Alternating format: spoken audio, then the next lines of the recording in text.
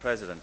The fundamental problem with the European arrest warrant is not inadequate translation services, but rather that it has rendered national courts completely powerless to protect their own citizens against unjust extradition in the first place. My constituent, Andrew Symeou, has been held for 11 months awaiting trial in the Greek prison of Korydallos.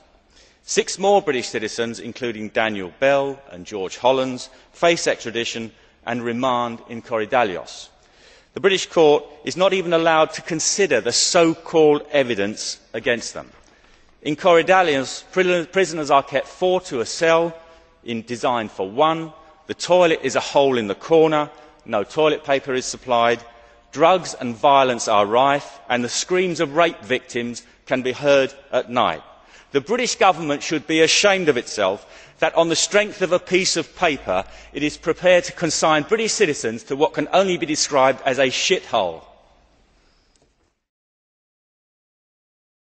This directive is in the spirit of Magna Carta, habeas corpus and the Bill of Rights, whereas UKIP would let bank robbers and terrorists escape justice. Thank you, Baroness Ludford. You have provoked a question from Mr Batten. Will you accept it? Mr Batten, you have 30 seconds. Thank you very much, Baroness Ludford.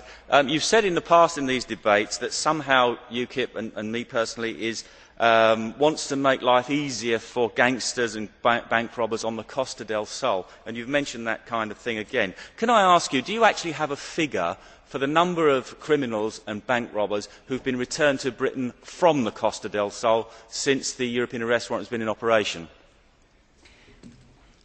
No, Mr Batten, but I can assure I can research that and let you know the figure. And in return, can I ask you, you like me represent London. Hussein Osman, one of the attempted bombers in July 2005 in London, escaped to Italy, no doubt hoping to disappear there. In the past, he might have languished for years without being brought back to court. He was brought back within 6 weeks. He was convicted and he is now serving a sentence under terrorism conviction. You, I suppose, would have been happy that he would never have been brought back to trial. Thank you. The debate is now closed and the vote will take place on Wednesday.